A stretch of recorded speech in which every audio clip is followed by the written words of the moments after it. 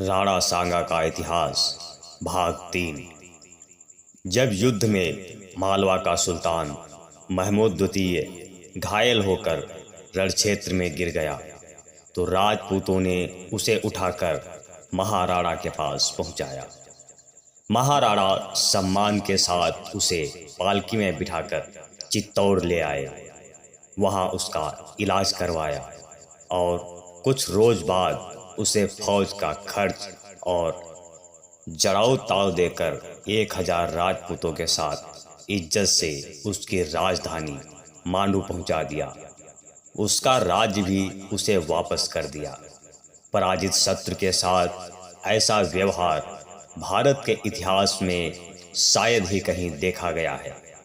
इस युद्ध में विजय प्राप्त करने से चंदेरी के किले के अलावा मालवा के अधिकांश हिस्सों पर राणा का कब्जा हो गया। मालवा में अपनी सत्ता स्थापित करने के बाद राणा सांगा ने मेदिनी राय को हिंदुओं पर लगाए जा रहे जजिया कर को खत्म करने का आदेश दिया। राणा ने बयाना पर आक्रमण किया और वहां के गवर्नर मेहंदी ख्वाजा को हराकर बयाना के किले में बंद रहने के लिए मजबूर कर दिया।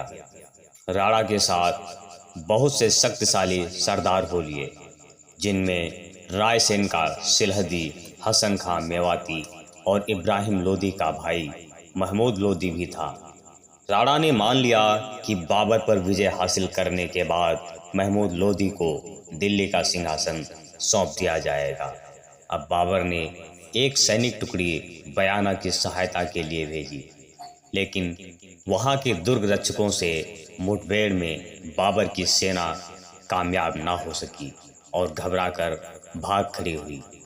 पराजित सैनिकों ने वापस लौटने पर राजपूतों के शौर्य, साहस और वीरता के किस्से बाबर को सुनाए। इस समय तक बाबर सीकरी पहुंच चुका था, जहां राणा सांगा पहले ही खानवा के पास एक पहाड़ी तक चढ़ आए थे। खानवा वर्तमान भरतपुर राज्य का एक गांव था, जहां आगरा के पश्चिम में 37 मील और सीकरी से 10 मील दूर था। बाबर ने 1500 सैनिकों का एक दल शत्रु की स्थिति का निरीक्षण करने के लिए भेज दिया। ये भी बुरी तरह पराजित हुए और वहां से खदेड़ दिए गए। अब बाबर एक अत्यंत विषम स्थिति में पड़ गया था। उसकी सेना घबरा गई और राजपूतों के पराक्रम से भयभीत होने लगी। इसी बीच काबुल के ज्योतिषी मोहम्मद शरीफ ने बाबर को बताया कि मंगल का तारा सामने है, इसलिए बाबर की फौज की जरूर हार होगी। इससे मुगल सेना और घबरा गई और वापस लौटने की बात करने लगी। बाबर के लिए यह जरूरी हो गया था कि वह किसी तरह अपने साथियों का साहस बढ़ाए।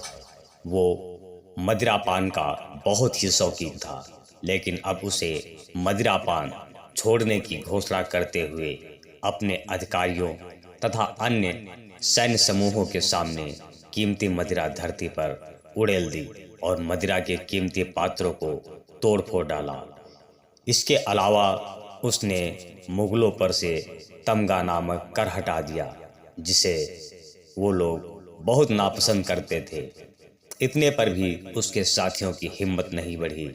इस पर उसने अपने फौजी साथियों की एक सभा आयोजित की और उसे संबोधन करते हुए वचन दिया कि विजय के बाद जो कोई अपने घर जाना चाहेगा, उसको जाने की अनुमति दे दी जाएगी। उसने राणा सांगा के खिलाफ जिहाद तो पहले ही घोषित कर दिया था। बाबर की ये युक्तियां कारगर साबित हुई और सैनिकों में उत्साह का संचार हुआ। इसी बीच बाबर के कुछ सैनिकों ने आगे बढ़कर राणा की सेना के कुछ भटके हुए इक्का दुक्का लोगों पर आक्रमण कर दिया और उनके सिर काटकर सेना के सामने ले आए। इससे मुगल सेना की हिम्मत बढ़ने में और सहायता मिली।